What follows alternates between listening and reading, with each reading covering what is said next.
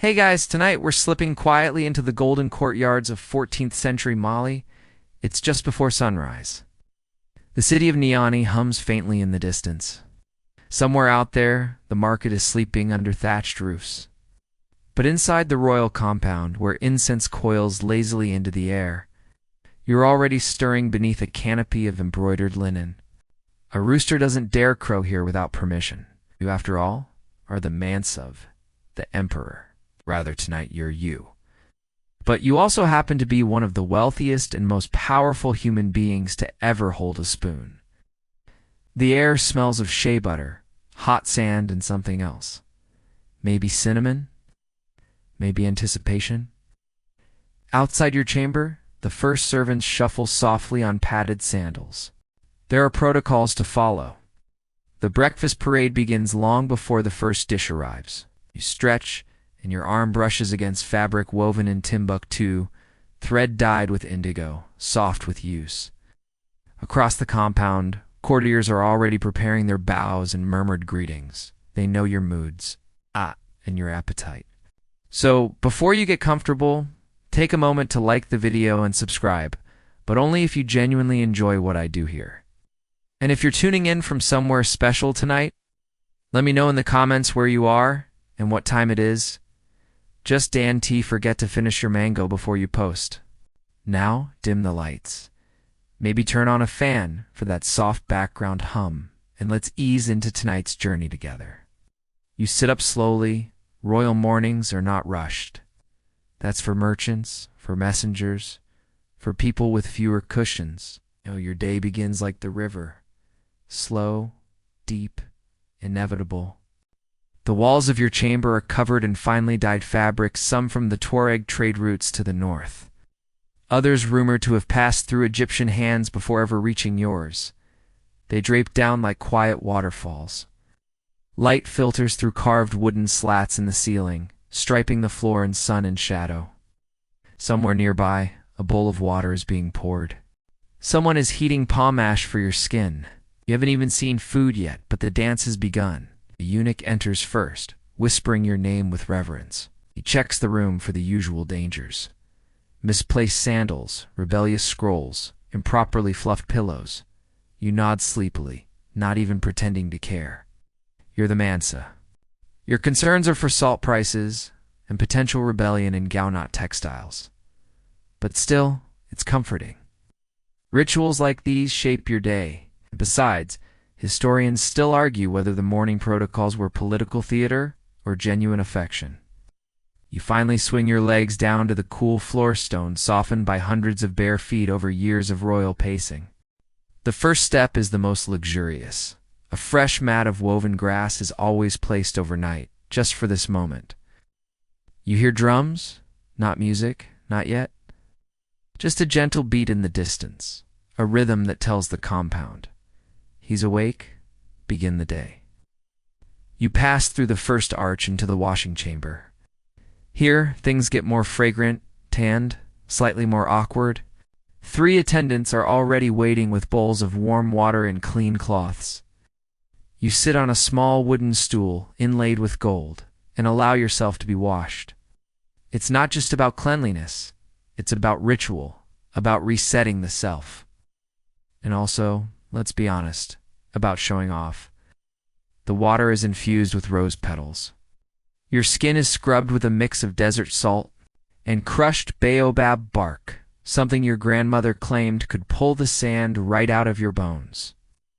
And then comes the oil. Rich, nutty sheep pressed from kernels gathered in secret groves.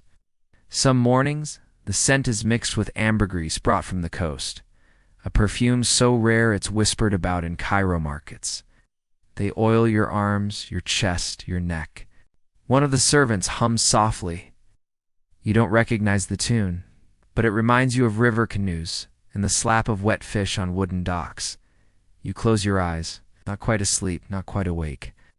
This is the liminal space where the empire doesn't yet need you to rule it. Still, there are things to think about. You're supposed to meet with the delegation from Walata later. They've brought horses this time. Fabric dyed in a blue so deep it's nearly black. Maybe they want better salt prices. Maybe they're here about that stolen cousin again. Either way, they'll have to wait. First comes clothing, and after that, it's breakfast. But let's not get ahead of ourselves. The morning is still unfolding. You're still bare-skinned and slipperless. You've yet to feel the satisfying clink of a golden spoon in your hand. For now, just breathe in the rose water. The desert salt tingle your skin. Hear the muffled drumbeat echo down the stone corridors. Outside, the sunlight is rising like honey over Niani. You don't know it yet, but today's breakfast will include smoked river fish, peppered cola brew, and one mango that's somehow juicier than memory. But that's all still ahead. For now, you stretch again, yawn slowly, and rise, barefoot, toward the silks. The robes await you like silent advisors each, draped with intention, each fold a message. You step into the next room, a space not much larger than a merchant's stall, but filled with more wealth than the average town. Every wall is lined with textiles, gleaming silks from Egypt, stiff indigos from the Sahel, delicate cottons embroidered with gold thread. Most are gifts, some are tributes. A few are stolen, though no one ever says it out loud. Your dressing attendants are already in position to women, one older than the empire itself and one barely past girlhood. They've dressed you since before you could remember your first proverb. They don't speak unless asked. Their hands move like well-rehearsed musicians. First, the underrobe's light cotton, dyed a soft brown with mud and leaves, because even emperors sweat.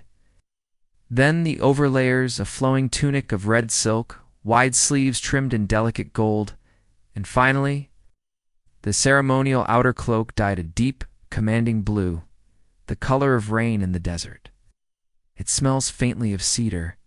They tie a broad sash around your waist, tucking a small dagger into its folds. Not for violence, of course, just tradition. Like now the jewelry. Golden bracelets, wide and flat, clink softly as they slide up your arms. A necklace of hammered coins rests against your collarbone. The coins don't match. It's intentional. One is Songhai, one is Maghrib. One came from a Portuguese shipwreck that nobody talks about anymore. Every piece tells a story. Every sparkle is a signal. The final touch is the hat. Oh, the hat. It's less a cap and more a throne for your skull. Stiff, tall, and decorated with feathers from a bird that no one has seen in centuries. The front bears a small gold crescent moon. The back is wrapped in dyed horsehair and tiny shells. It's absurd. It's regal. It's perfect. It's also surprisingly good at keeping flies away.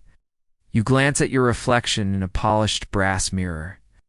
The man looking back is radiant, statuesque, a little sleepy. Historians still argue whether such extravagant attire was meant more to impress foreign emissaries or intimidate rival nobles. But you just think it feels nice to look like a sunrise wrapped in metal. The slippers come last. They're made of goat leather, dyed dark red, and stitched with silver thread. They creak gently when you walk, which as usefulette means everyone hears you coming. You step into them like a poem slipping into rhythm. Now fully dressed, you exit into the main hallway. The scent of food hasn't arrived yet, but the anticipation is beginning to buzz. You're a few turns from the audience courtyard, where business is done and breakfast is delayed. You pass by guards in matching tunics. They stand like trees, eyes forward, hands on spears. One blinks too often, you make a mental note. Nervous guards mean nervous news. A slave boy scurries past, carrying a folded map the size of a horse. You hear the word whispered once, then not again. The sun creeps higher through carved wooden latticework, splattering golden light across the stone floor. You reach the courtyard gates. Two tall men, bare-chested and painted with chalk symbols, swing open the doors. A wave of light and warm air rushes over Uthic with the scent of morning jasmine and sandalwood smoke. Your courtiers are already in position, semicircle of nobles, scholars, scribes, and advisors. They rise as you enter, bowing in careful unison. You nod, slow and measured. Peace upon you, you murmur. And upon you peace, they respond. A griot stands near the far column, adjusting his lute. The drummers are beginning their warm-up, soft, steady taps that hint at the rhythm to come. But first duty. Merchant from Gao requests permission to transport elephant tusks via the Niger. A scholar proposes changing the lunar calendar again. You pretend to listen. You nod thoughtfully. You scratch your ear with one jeweled finger. One of your wives, the fourth, you thinks, sits beneath a striped canopy watching with narrowed eyes. You pretend not to notice her either. Breakfast waits. But here's the thing. In this empire, you must first taste your morning through politics. It's not unlike sniffing your stew before you eat. A minor noble begins a long, winding speech about border patrols. You admire his confidence. You admire it more when a courtier gently loses the parchment he was reading from. You rise after 20 minutes. That's the signal. The business of the day will continue later elsewhere with fewer robes. The drummers shift to a new rhythm. Faster, lighter, breakfast music. You smile because now it begins. The servants reappear, moving like fish through the water, graceful, silent, with trays balanced on calloused hands. You catch the scent of groundnuts and ginger. The procession turns toward the private garden, where your meal is already laid out in golden shade. Your slippers scuff against the mosaic tiles. Feathers in your hat flutter with purpose. Let the world wait. Let the empire hum. You are dressed. You are dazzling. You are finally, gloriously, headed toward food. You cross the final archway into your private garden. Secluded courtyard framed by flowering trees, slow-dripping fountains, and walls thick enough to keep even the nosiest gossip out. Here, the shadows are cool. The breeze carries the scent of mangoes and crushed mint. And, most importantly, the food is close enough to see. But you don't sit just yet. That would be far too simple. First comes presentation. The servants begin arranging your dishes in a gentle choreography. Each platter placed in an exact spot according to rank, heat, and spiritual direction. Some face the rising sun. Others point toward Mecca. Still others, especially the spicy ones, are placed directly in front of you, in case they demand royal bravery. The plates are pure gold, hammered so thin they flex slightly when touched. Some are shaped like leaves, others like suns. The spoons, Benny wood, polished so smooth they reflect your smile. The serving jugs are brass and engraved with verses in Arabic, blessings for digestion, health, and royal calm. A few feet away, the griots begin a light melody flutes, stringed harps, and the soft pulse of talking drums. It's not quite a concert, not quite background music, more like a sonic massage for your brain. You sit on cushions layered 3 deep. The top one is stuffed with bird feathers, possibly peacock, possibly something even more exotic. No one knows, and the head cushion maker refuses to say. Trade secrets. Your hand hovers above the first dish. This is it. The moment. Millet cakes. Soft, warm, and delicately browned on each side. These small patties are the humble heart of a Malian breakfast. They smell like nutty steam and ancestral memory. You tear one open, and it releases a puff of heat that smells faintly of toasted grain and spiced butter. The butter is fermented, not spoiled, mind you, but aged just long enough to deepen the flavor. It was likely churned in a clay pot by women singing long, repetitive songs about weather and husbands who don't listen. And you dip the millet cake into the butter slowly, deliberately. You chew. Soft, earthy. It clings to your tongue like a thoughtful proverb. The butter adds attempts, depth like something your great-uncle would say before launching into a story with 3 contradictory morals. You take another and another. Millet is no luxury. It's what feeds your farmers, your masons, your camel herders. But here at your table, it's elevated, transformed into royal comfort food. It's said that when Mansa Musa traveled to Mecca, he brought enough millet to feed thousands. His own people, Yes, but also the poor he encountered on the road. Historians still argue whether those stories are embellished, or whether Musa really did bankrupt Cairo with his generosity. But what they agree on is this: millet was more than a crop. It was diplomacy, stability, empire made edible. You lean back slightly, letting the flavors settle in your mouth. A servant pours warm water over your fingers into a shallow, golden basin. Another dabs your chin with a strip of clean linen, and the courses continue. Next comes wozwa, sort of porridge, made from the same millet, but cooked longer, stirred more, and thickened with ground baobab seeds.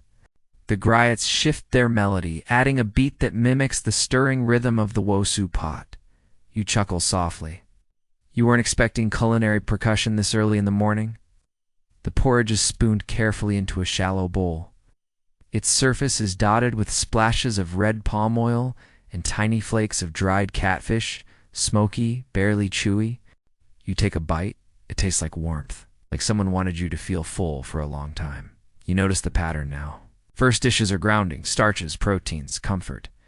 The later ones will surprise you.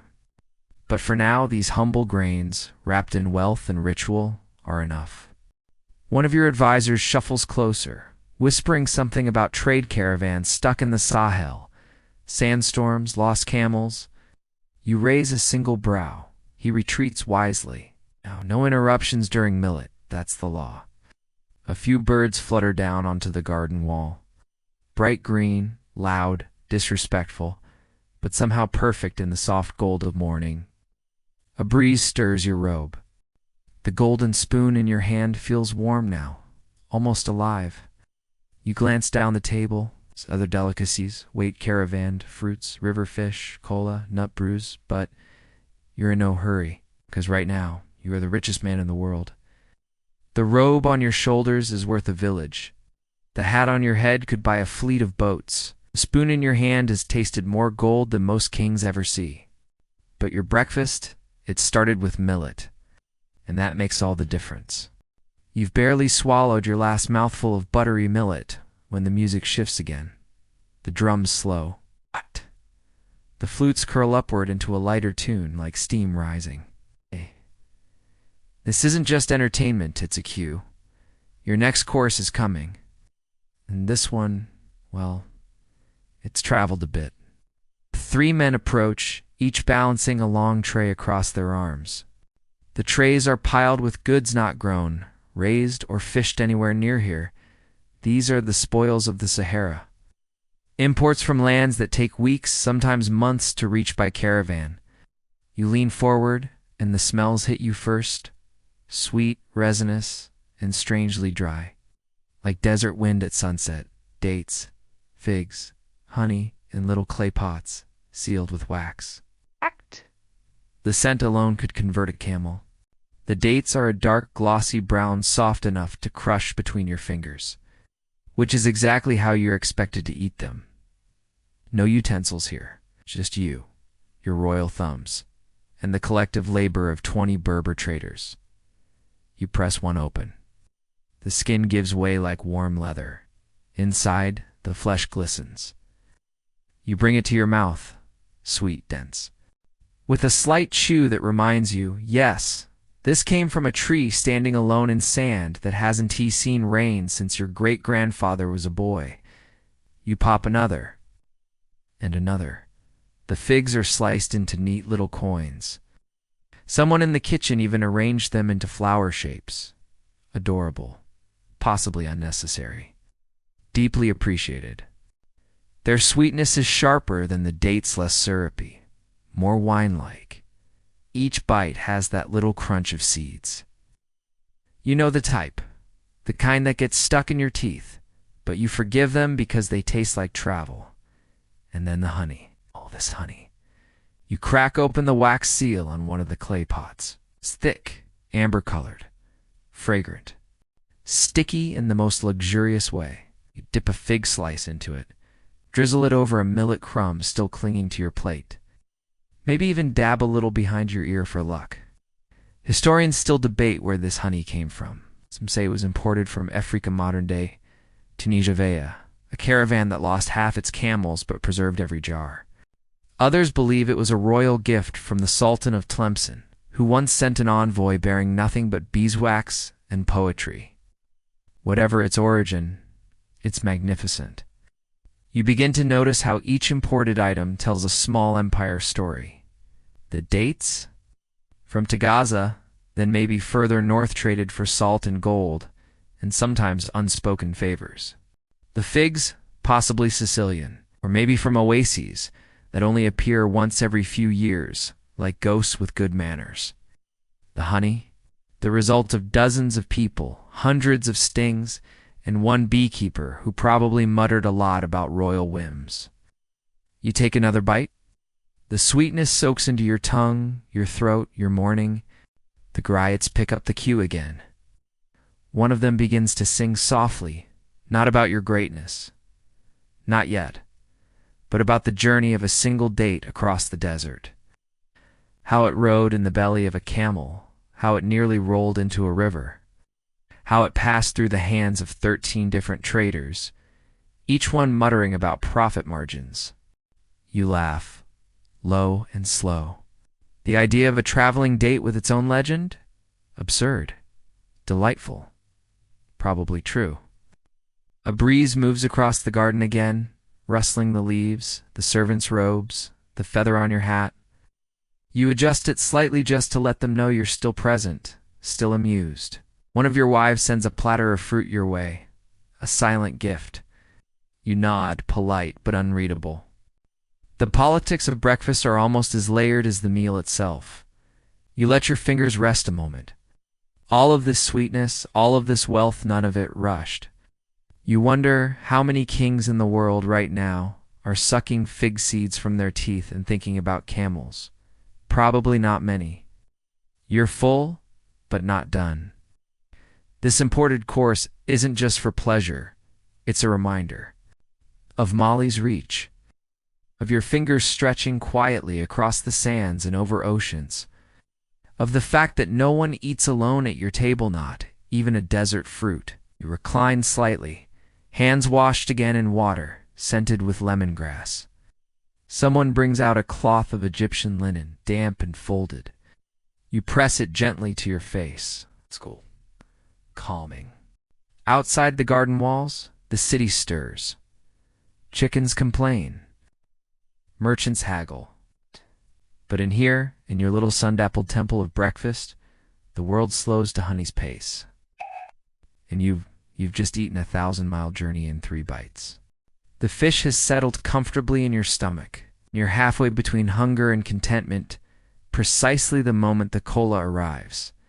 Not the nut, though those will come later. No, this is the brew.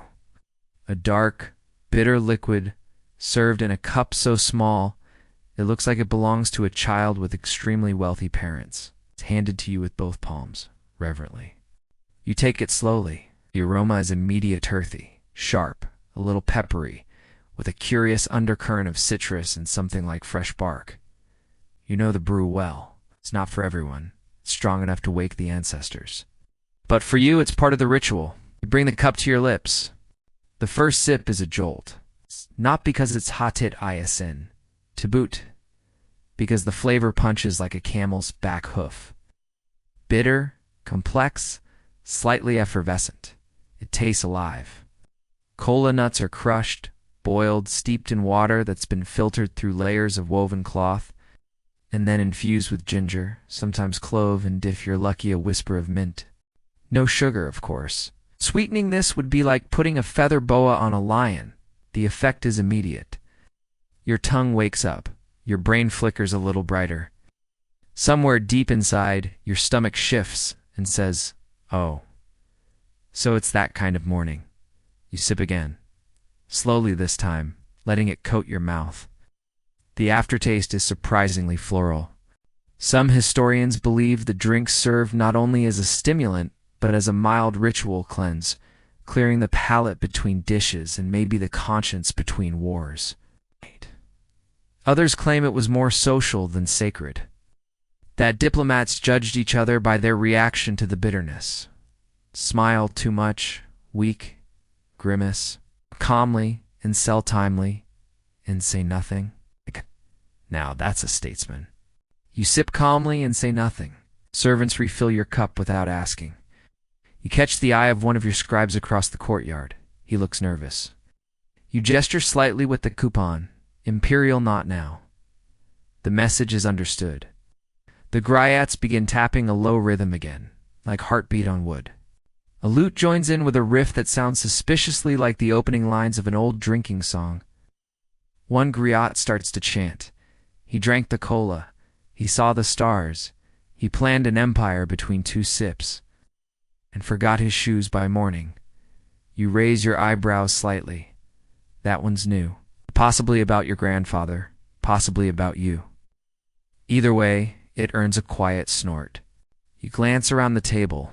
This part of the meal isn't about food anymore. It's about focus. This is when the conversations begin to shift.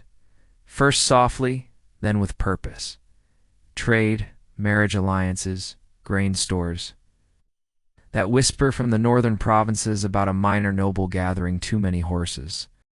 But you let it wash over you. You're not in decision-making mode yet. You're in digesting the empire mode. A tray of actual cola nuts arrives, cut into quarters, placed on a shallow dish lined with woven grass. You take one, chew. It's dry, chalky, bitter in a different way, but there's something grounding about it, like chewing the earth itself. These nuts traveled far, possibly from what is now modern-day Nigeria, or perhaps from deep within your own southern territories.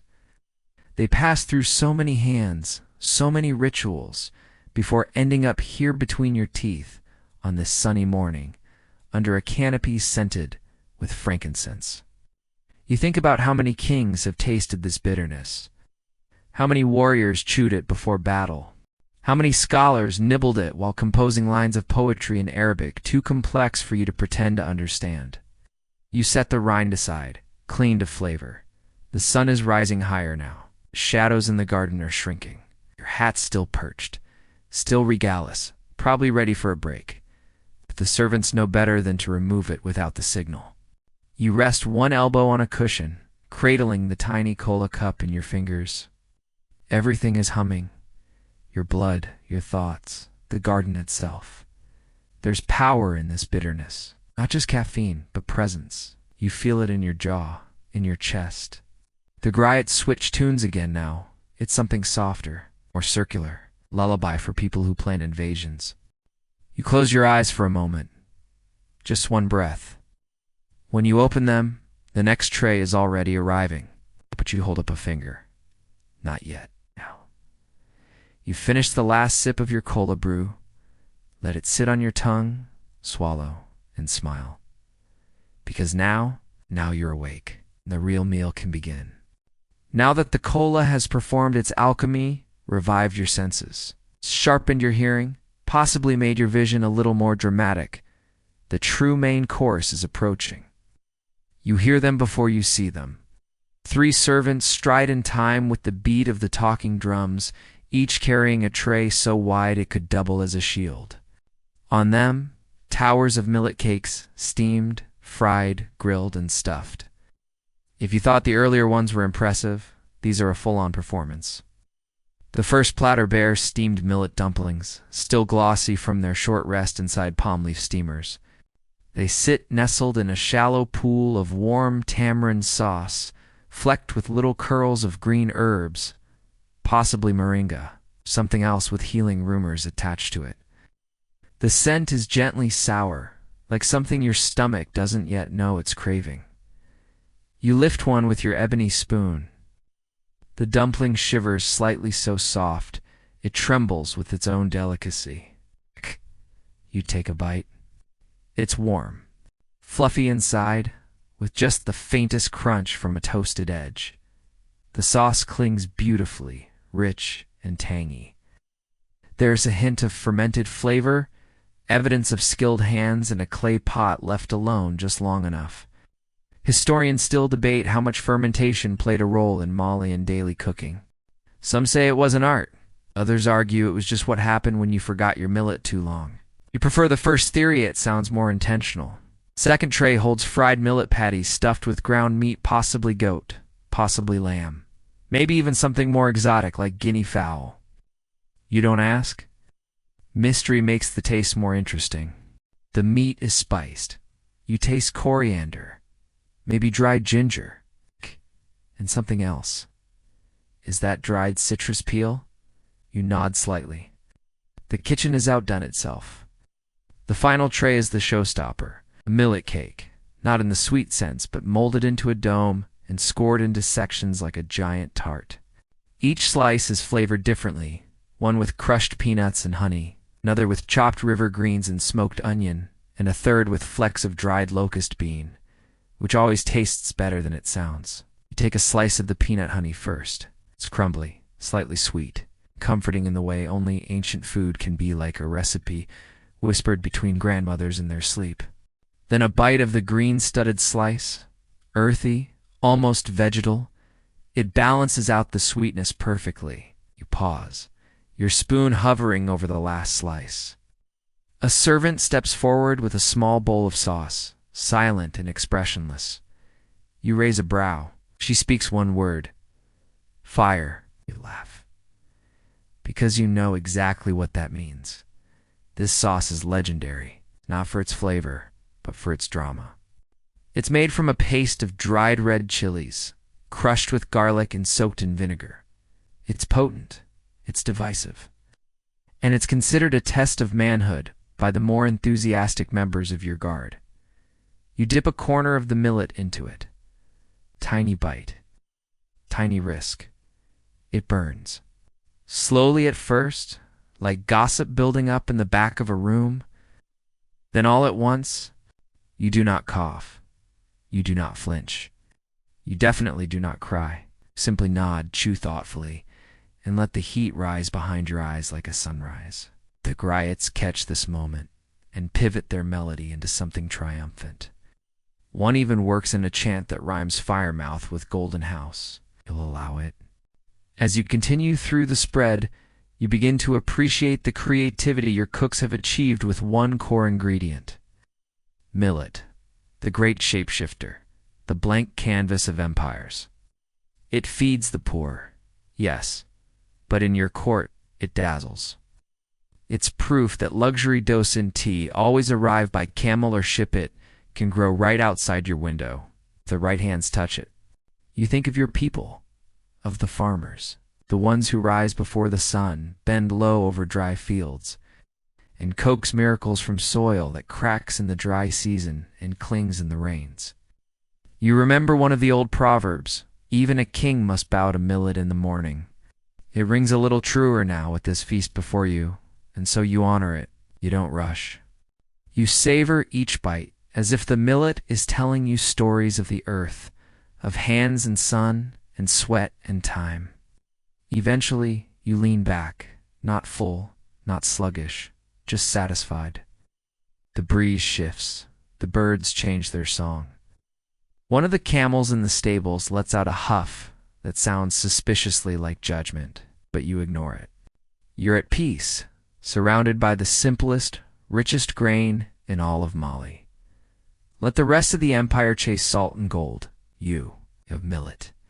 You're licking a bit of honey from your thumb when the next dish arrives, not from distant lands, but from home. The scent hits first. River air, banana leaves, and a soft whiff of smoke, like something cooked in secret. A servant glides forward with a low, round bowl covered by a banana leaf. She lifts it with a practiced flick of the wrist, revealing a delicate parcel of fish, wrapped tight, steamed gently. The fish came from the Niger just hours ago, caught by hand or with nets, knotted by grandmothers, baited with mango peels, weighted with rocks. It's small, whole, and glistening with oil and herbs. You can see a curl of dried red pepper on top, maybe a bit of onion sliced thin as red grass. There's steam rising in slow curling spirals. You pick up your ebony spoon, though. You could use your fingers for this one, and no one would scold you, and press gently into the fish's side. The meat flakes apart instantly, cleanly, like it wants to be eaten. You taste soft, salty, herbaceous. There's heat, yes, but not the kind that stings, or like the kind that warms the mouth from behind, like a polite fire that knows not to sit too close.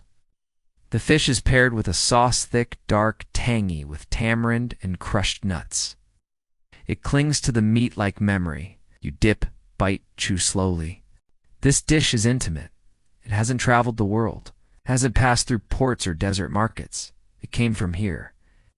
It is yours.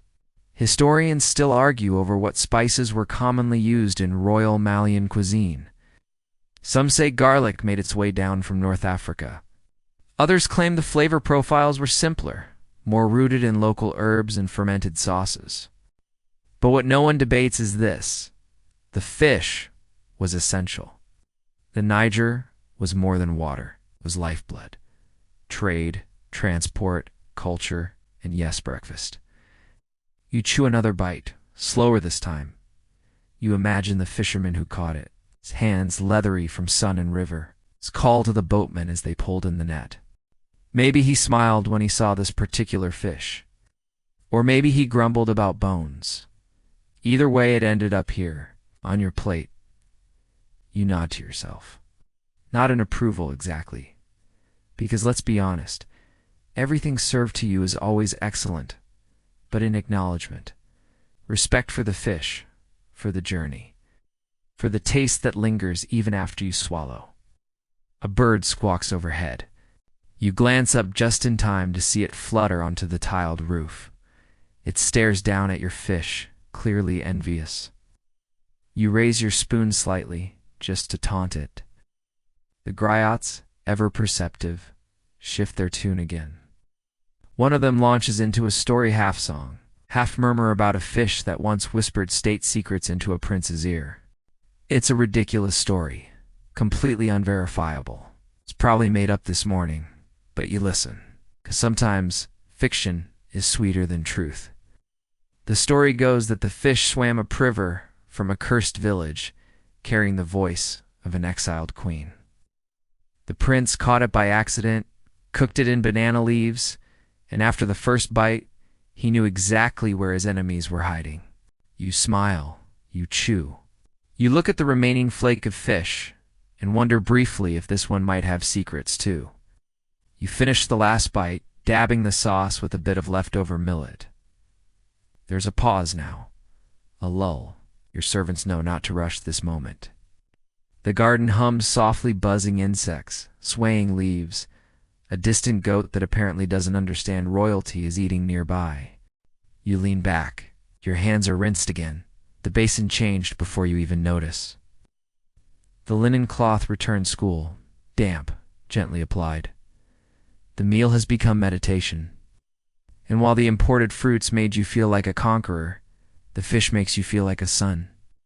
A ruler born from riverbanks and morning fog. A man whose power comes not just from gold, but from the water that runs past your capital. And beneath all the robes, all the gold, all the ceremony, this bite, this taste of steam and leaf and river is home.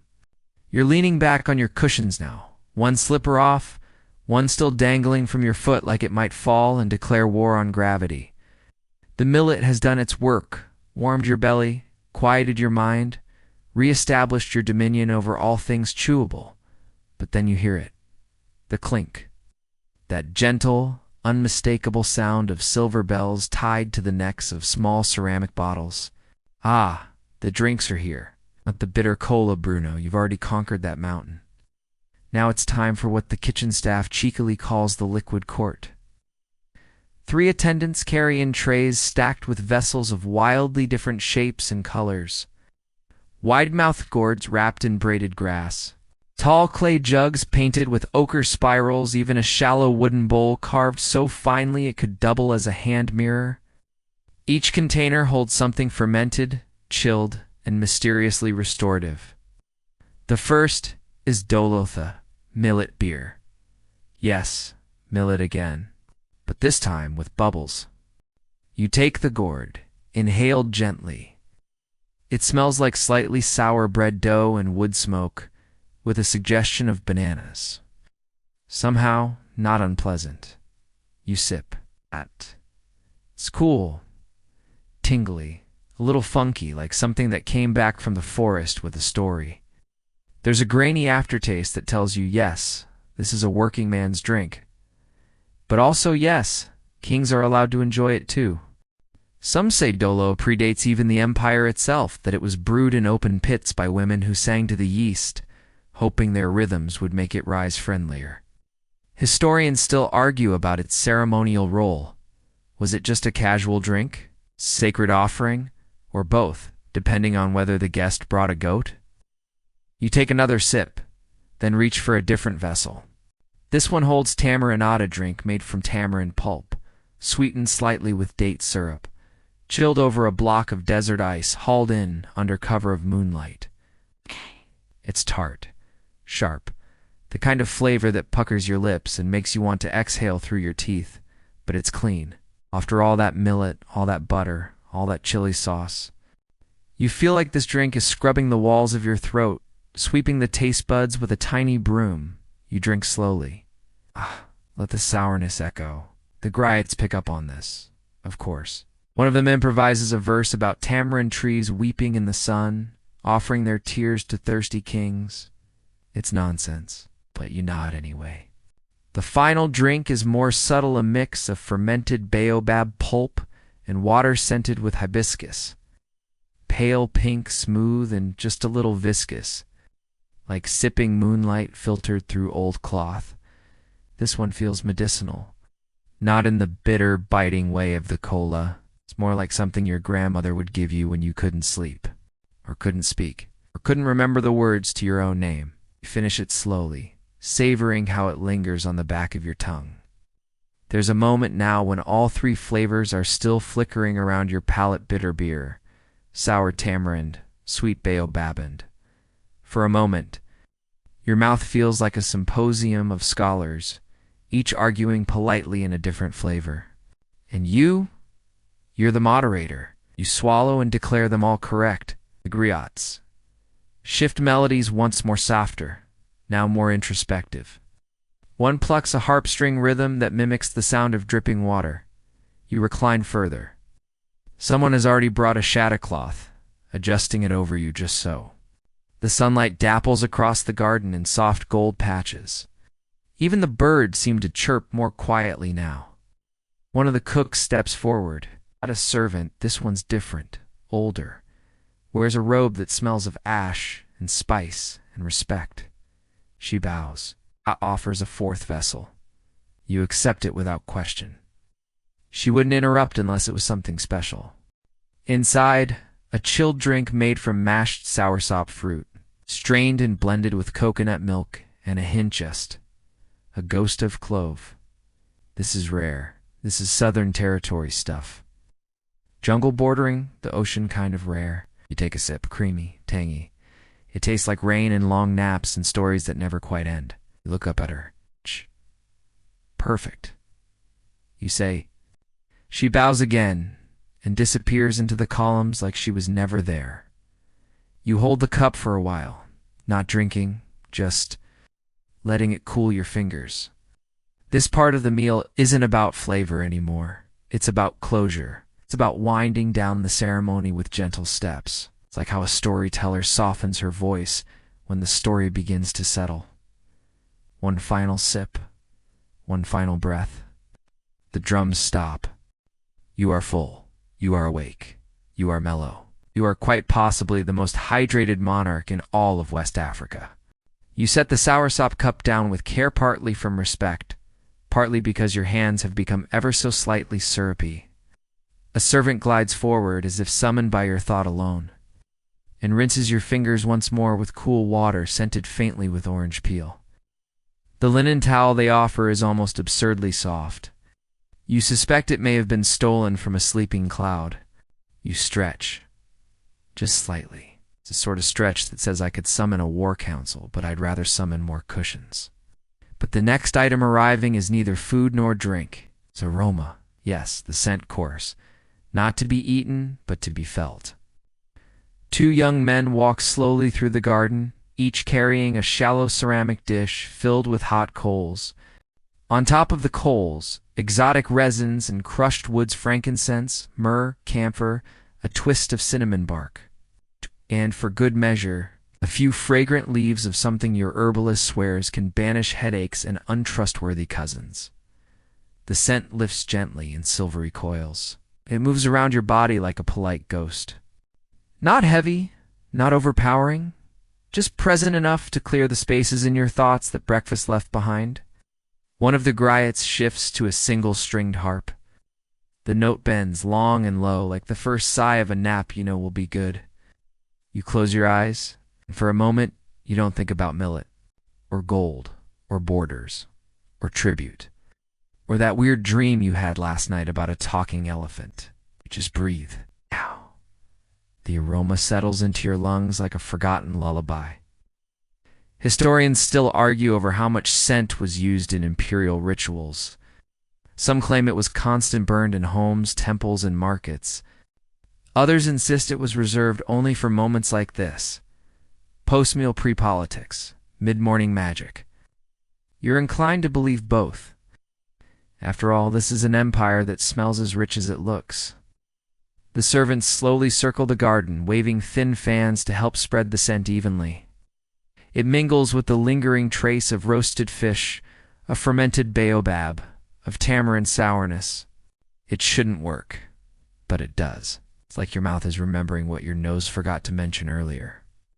The griots hum in harmony now, low and wordless. One of them taps a hollow gourd in an offbeat rhythm, mimicking the sound of water droplets falling onto stone. You don't need to speak. There's nothing that requires words right now. Just this. The scent of sacred smoke, the echo of drums, the hush of palm fronds, dancing in the breeze. A butterfly lands on your cushion. You glance down. It flaps once, twice, then decides that being near you is slightly too overwhelming and flutters off toward the lemon trees. You grin. A breeze picks up, tugging at the edge of your robe. You catch it with practiced ease. It stays on. Of course it does. It's seen worse winds. The incense men complete their circuit, bow low, and withdraw. The smoke follows them briefly, then curls back toward you, as if to say, we're not quite finished here. You lean into it, not physically though you are tempted, but with your attention. You allow your thoughts to soften. You let the responsibilities drift into the corners. Someone, somewhere, is solving a crisis for you. Let them. For now, you are a king in repose, entrapped, sun-warmed, and deliciously idle. The final note of the harp rings out, then fades, and for the first time since dawn, the garden falls completely silent. No music, no clinking trays, no whispered consultations from advisors trying to slip you parchment while you sip. Just quiet. Sacred, royal, breakfast turned quiet. And you sit in the middle of it, as calmly as a stone Buddha wearing gold bangles, your eyes half close. And somewhere in the incense, in the hush, in the heavy warmth of your own comfort, you realize this is power too. Not gold, not armies, not even millet, just stillness, commanded, owned, enjoyed. You remain still as a statue, but one that breathes, stretches slightly, and occasionally lifts a finger to summon honeyed water. The stillness isn't emptiness. It's the kind that fills a space with dignity, like the silence after a perfect joke, or the pause before a story's twist. But as always, just when the air starts to feel too thick with serenity, the breakfast ritual gently pivots again. This time, conversation, not just any idle talk. This is a courtly exchange, curated like a dish, flavored with flattery, salted with soft gossip, and always served with a side of subtext. Your advisors inch forward, not by command, by choreography. They know the dance. They know the moment.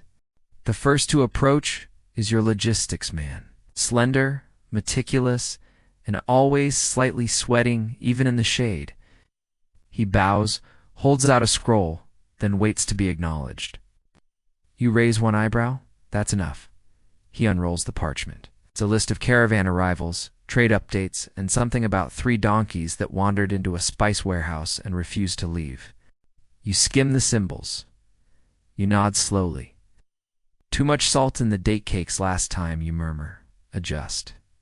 He bows again, retreats. The next approach is quieter, a woman dressed in layered robes of indigo and soft gray. She holds no scroll, just a small carved box. She opens it wordlessly and reveals a collection of tiny gemstone chips, arranged in a delicate spiral. This is your spy mistress's way of saying, "We have news." Each chip color represents a region: red for the coast, green for the desert north, black for local provinces. She taps the green ones gently. A whisper twerg merchant prince is asking strange questions about your salt rights. You murmur, "Let him ask. The sand will answer first." She smiles, vanishes like steam. These exchanges never raise your pulse. Not during breakfast.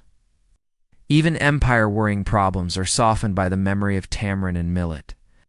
The rhythm of conversation here is slower, shaded by ritual, and absolutely non-negotiable in its gentleness.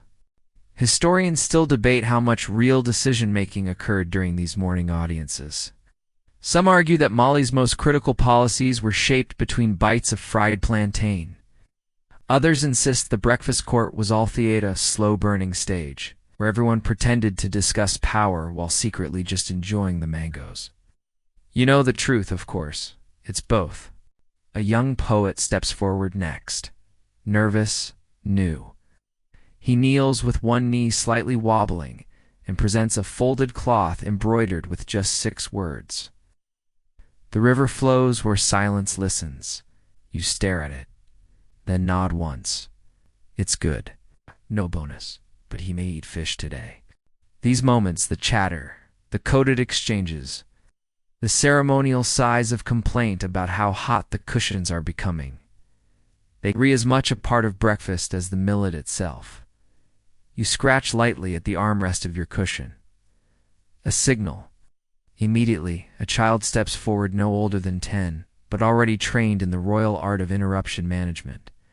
He says nothing, just holds up a strip of woven cloth. The message is simple. The foreign delegation is preparing its gift. Ah, you chuckle softly. Morning just got a bit more theatrical. You gesture for the delegation to be admitted. A few guards shift slightly behind the pillars, subtle, firm, and just bored enough to suggest they've done this routine too many times. The foreigners, 2 from the east, 1 from across the Sahel, step into the garden slowly, with that universal walk of people terrified to offend royalty. 1 holds a box. The others are clearly rehearsing their breathing. You wait. Always let them sweat a little in the incense. The box is presented. Inside, dried limes, a strip of blue cloth from their homeland, and a very small, very confused tortoise.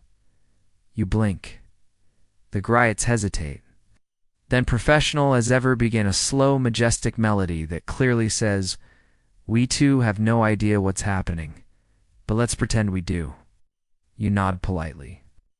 The tortoise is returned to its box. A scribe steps forward with a placard to indicate, "We accept this gift, and will release the tortoise in our garden, and possibly name it after one of your minor nobles." The delegation sighs with relief. You let them enjoy it. These quiet negotiations, 1 sip of soursop, 1 blink over a gemstone code, 1 tortoise with mysterious meaning are how empires stretch without lifting a single spear. You lean back again. The conversation dims. The griots resume a lullaby tempo. The scent of incense is fading now, fainter, gentler, like a memory that still hugs the edges of a dream. You lift your hand once more, and the next course begins to arrive. But for now, the real dish of this section, control, served, chilled, wrapped in gold, paired with a smile that says absolutely nothing. The conversation dissolves like sugar in warm tea, and the garden slips into a hush once more. You let out the smallest sigh, the kind reserved for royalty and extremely satisfied cats. And then, Just when the hush begins to feel complete, there it is. The unmistakable clatter and clink of a dessert tray arriving. Not just one either. Several. Balanced on the hands of confident young servers trained in the sacred geometry of not spilling a single peanut while walking over a loose tile. The scent arrives before the trays do. Toasted nuts, caramelized fruit, a hint of ginger, possibly a whisper of cinnamon imported from some ship that accidentally landed on the wrong coast and was too polite to leave. The first tray is a mosaic of sweets. Little millet flour fritters dusted with crushed nuts and date sugar, ranged in tight spirals like snail shells at a very refined festival. Each one is slightly different, some spiked with orange blossom water, others with finely minced dried mango, and one of them, you know, contains a surprise chili shard. You pick up a fritter, you sniff, you eat. It is not the chili one. You remain king. The second tray is a row of banana slices grilled with palm syrup until their edges crisp into caramel. Laid over them, paper-thin, citrus peel, and something crispy, possibly puffed rice or millet husk, crackled in oil. The textures are a triumph, soft, chewy, crackling, like the joy of stepping on dried leaves, but with flavor. You chew slowly, close your eyes. One of the griots begins humming a tune that mothers sing to restless toddlers, soft and circular. It wraps around the garden like a warm breeze.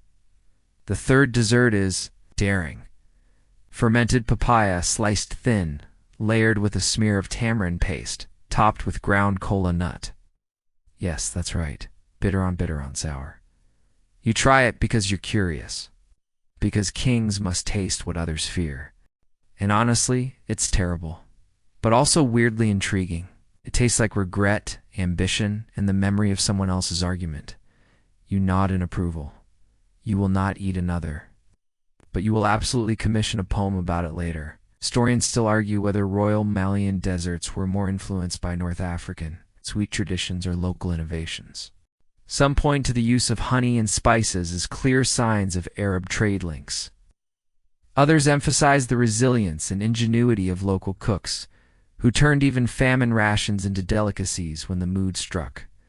You know better. Dessert in Mali is proof that nothing is ever just one origin. It's the end of 1,000 hands' labor. It's travel and tradition and a little mischief all melted together. One of your younger cousins, a boy barely 12 and already showing signs of insufferable, charm slips into the garden and makes a direct line for the banana tray. You arch an eyebrow. He pauses, bows, grabs two. Smart child. A moment later, a small plate is placed before you. It holds a wedge of cooled rice cake wrapped in a fig leaf, alongside a dab of something amber-colored and sweet. The scribe standing nearby whispers, "Boiled sugarcane sap, reduced overnight."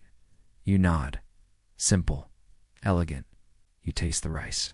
Slightly sticky, infused with something floral, maybe hibiscus. Maybe the leaf itself. It tastes pink.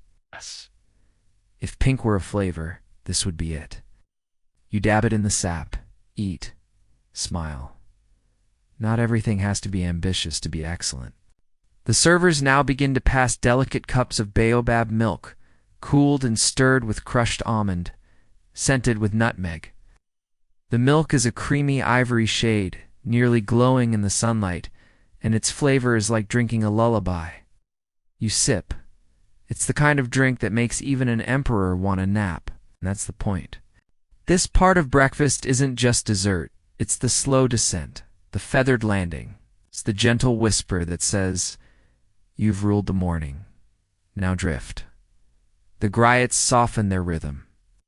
A single flute now, no drums, just breath and wood. You lick the last trace of date syrup from your fingertip. The cushion beneath you seems softer somehow. The shade cooler. The air denser, like a velvet robe draped across the garden itself. No one speaks. They know better. This is not the time for business. This is the time for after. You breathe in deeply. The faintest trace of cinnamon and charcoal lingers in the air. Your skin smells of incense and palm oil. Your mind feels light, untethered. You have eaten history. And now history is very gently rocking you towards sleep.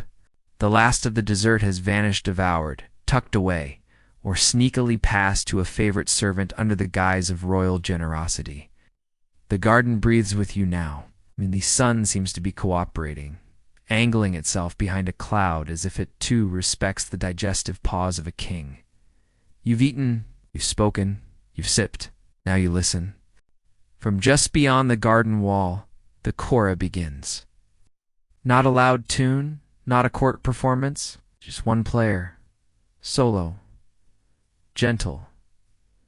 The kora is a stringed instrument, half harp, half lute, entirely magic. Its body carved from a calabash, covered with hide, strung with fishing line, and tuned by memory more than mechanics. The griot playing it is older. You know him? You remember when his beard was black. Now it's gray like wood ash on his chin. His fingers move like reeds in slow river current, barely touching, barely trying. But the sound, liquid. You sink into the music like a warm bath. It's not just pleasant storytelling. Every run of notes is a sentence. Every trill a plot twist. And though there are no words, you know the story he's playing. You've heard it before. It's the tale of your great-great-grandfather. It's the one who rode a silver horse and once bought a city with 3 baskets of salt and a poem. The kora hums the horse's gallop, sighs the city's welcome, flutters the whispered praises that echoed through market stalls. It plays the king's loneliness, too, the part of the tale the griots rarely speak aloud. Historians still argue whether kora players were historians themselves or merely performers. Whether their tales were record or reverie. You don't argue. You know the truth. The music remembers what the scrolls forget. Your eyes drift shut, just for a moment. The story continues, even with your lids closed. You see it in your mind. The journey, the laughter, the soft weeping that came after. The griot plays the heartbreak quietly. One wrong decision, one broken alliance, one night alone in a tent that smelled of spices and regret, and then the redemption, the return, the slow rebuild. The final, glorious ride back into Niani, to the sound of 1,000 feet stamping the earth in time. The story ends not with triumph, but with rest, exactly like your morning. When you open your eyes, the griot is gone. Or rather, he's still there, but sitting now, not playing. Just watching the clouds pass overhead like he's reading a book only he can see. You glance toward the garden's edge, where birds flutter lazily in fig trees. One rather audacious squirrel is inspecting the remains of a papaya slice on the dessert tray. You feel no need to stop it? Let him have it. He, too, lives in the empire. Another servant approaches not to offer food, but to present your mid-morning robe. Yes. There's a separate garment, lighter, looser, designed for the transition between royal breakfast and the rest of the royal day. It smells faintly of marula oil and something floral, maybe jasmine, maybe rose, maybe just good laundry. You slip it on as 2 attendants fan your back lightly to prevent any awkward fabric stickage. One adjusts your collar, another swaps your gold-stitched hat for a soft linen wrap. You are now officially post-breakfast to you. Another sigh, not sadness, not sadness, just satisfaction. This robe is softer than memory. You glance once more at the remains of the table. The fish bones now neatly gathered on a carved platter. The empty bowls with their ghost stains of tamarind. The linen napkin folded into an origami giraffe by some artistic servant with too much time. The meal is over, but the moment remains. You rise slowly so the cushions can mourn your absence, stretch both arms in the sun. The heat kisses your skin, but gently, like a friend who respects your personal space. There are duties awaiting, meetings, decisions, maps to peer over, borders to pretend are permanent. But not yet. Now. Now is for walking, barefoot, across the cool tile. Toward the far edge of the palace, where a private alcove waits with more shade, more cushions. And a scroll you've been pretending to read for 2 weeks, the Griots know better than to follow. This part is yours alone. And the Empire? The Empire can wait. Your feet pressed gently against the palace tiles, warm from the sun, smooth from centuries of footsteps. The kind of smooth that can only be earned by generations of bare heels whispering across the same path. You let your toes flex with each step. After all, it's not every king who gets to walk barefoot through his empire's heart. The corridor you follow isn't grand. Not in the palace sense. It's quiet, narrow, bordered by reed mats and stone basins filled with petals floating like lazy thoughts. This is the path that leads away from ruling, toward solitude, something close to it. At the end, a small door awaits, wooden, unpainted, carved faintly with half-faded designs. The doorkeeper nods once. You nod back. No words are exchanged. None are needed. The door opens. And just like that, you're in your reading garden. Small by royal standards. Just a walled rectangle of green and stone. 2 sycamore trees lean protectively over a low platform scattered with cushions. Scroll boxes, and that one extremely judgmental cat who always seems to be judging your handwriting. She glances up, flicks her tail, returns to ignoring you. You settle in. Not on the center cushion, but the slightly lopsided one on the left. It's always been your favorite, just soft enough to invite lounging, just uneven enough to keep you from falling asleep mid-poem. You reach into the scroll box. Fingertips skim across dozens of rolled texts, some ancient, some written last week. You pick one at random. A travelogue, judging by the wear on the ends. You unroll. You read. The author describes salt caravans in the Sahara, lines of camels stretching like threads across the dunes, traders chanting as they walk, nights lit by fire and the occasional startled goat. One passage reads, I once met a man who claimed he could smell gold through sand. You pause. You smile. You believe him. As you read, a servant appears silently at your side and places a shallow bowl of lemon water beside you. For dipping fingers, or for dipping dates, or simply for the scent. You keep reading. The next section describes Tuareg hospitality. Dried meats spiced with desert herbs. Tea brewed 3 times over the same leaves, and stories told so slowly you forget they have endings. The judgmental cat stretches out a paw and rests it on the edge of your scroll. You pause. She blinks slowly, then withdraws. Permission granted. Historians still debate how literate Mali's rulers were. Some argue you only dictated. Others believe you wrote in secret, under pen names, testing your own scholars in debates they never realized were rigged. You know what's true, but you'll never say it aloud. Where's the fun in that? You set the scroll aside. Let the words float behind your eyes. The wind picks up slightly, rustling the sycamore leaves. One falls, flutters, and lands in your lap. Don't move it. There's something deeply pleasant about this moment, this space, this chapter between meals and meetings, between flavors and decisions. Here, you are not a king. You are just you, hungry for stories, full of food, wrapped in linen. And at the moment, profoundly at peace. In the corner, a small clay jar holds bits of charcoal. You pick one. Begin to sketch in the margins of the scroll a camel with an exaggerated nose, a merchant with a lopsided hat, a goat clearly plotting a coup. This is your empire too, the quiet one. The one made of drawings and daydreams and sycamore shade. You exhale. The cat yawns. The story waits. You've long since stopped pretending to read.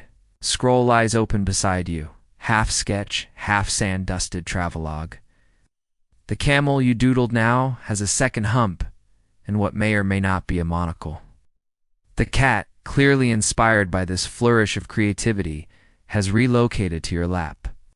She needs your robe once, twice, then curls into the crook of your knee, as if she owns the empire and you readjust part of the furniture. You don't mind? From somewhere beyond the garden wall, faint laughter rises. The training grounds. Probably one of your nieces showing up the palace guards again. She'll make a formidable diplomat someday, once she learns not to throw spears in meetings. You lean your head back against the cushion and close your eyes. The air smells of lemon leaves and warm clay. Far above, a vulture glides in slow, lazy circles, uninterested in anything down here. You're glad. You'd hate to share your dessert with a bird that looks like it's constantly judging your posture. A soft footstep approaches. You open one eye. It's the steward of the archive short, balding, always smelling faintly of ink and old palm oil. He bows, holding out a sealed scroll with a pale green ribbon. You sigh. Official documents never have green ribbons. They only do that when the sender wants you to think the contents are refreshing. Still, you accept it. The steward vanishes with the silent guilt of a man who just interrupted someone's nap. You place the scroll on your knee. Do you open it now? You could. You really could. Or you tuck it gently beneath a nearby cushion. Ice. If it's truly urgent, it'll find its way back. Cat opens one eye, approves. Historians still argue whether kings like you ever took time to not rule. Whether hours like this existed, whether emperors were ever allowed to simply ... lounge.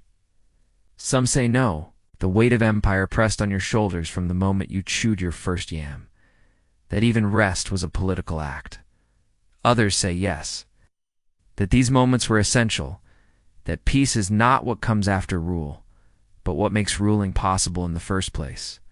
You prefer the second theory, but you're too relaxed to debate it right now. A servant places a tray nearby. Nothing heavy. Just sliced mango, already peeled, drizzled with something clear and sweet.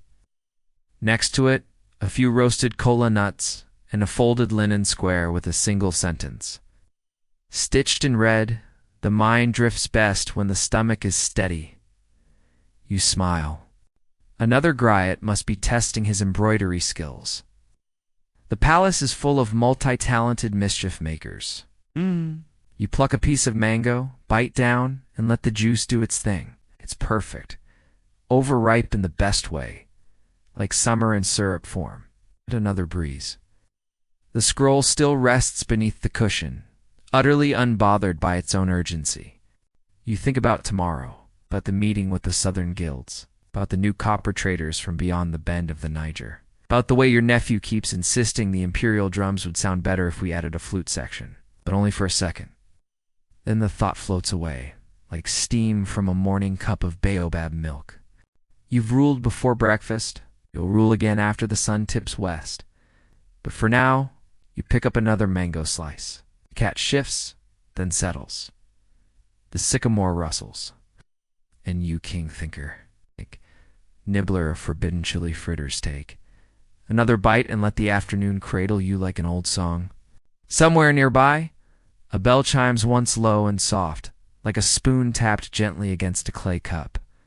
That's the signal, not an alarm, not a summons, just a suggestion. It means the day is ready for you now, if you're ready for it. You stretch not, the grand theatrical kind of stretch that suggests you're posing for a statue, but the slow, rolling unwind of someone who spent the morning exactly as they should.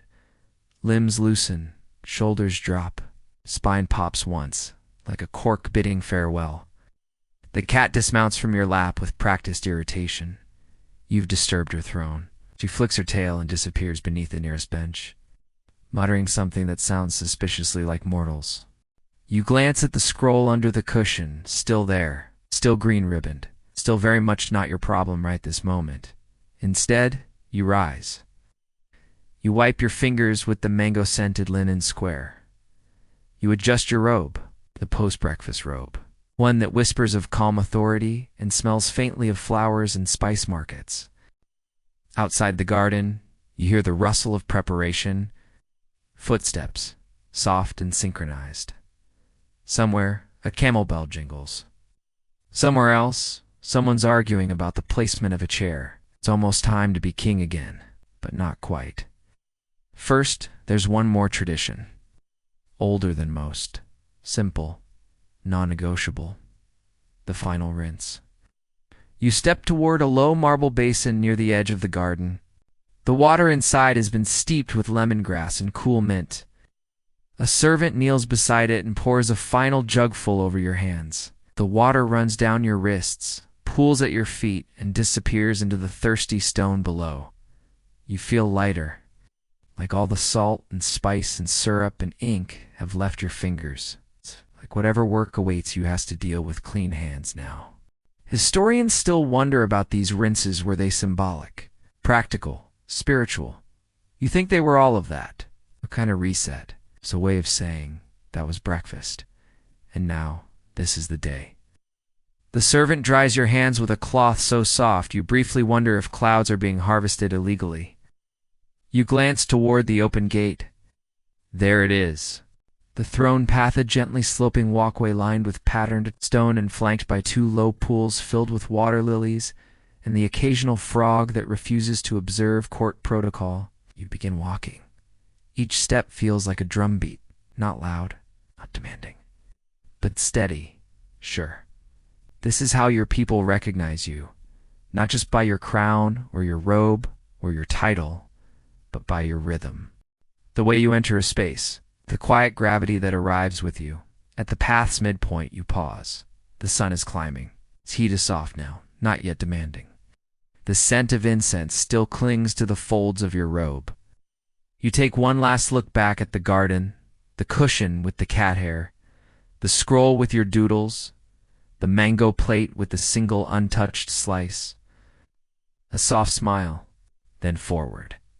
The drums begin again, somewhere in the palace depths. Just 2 beats. Boom, boom.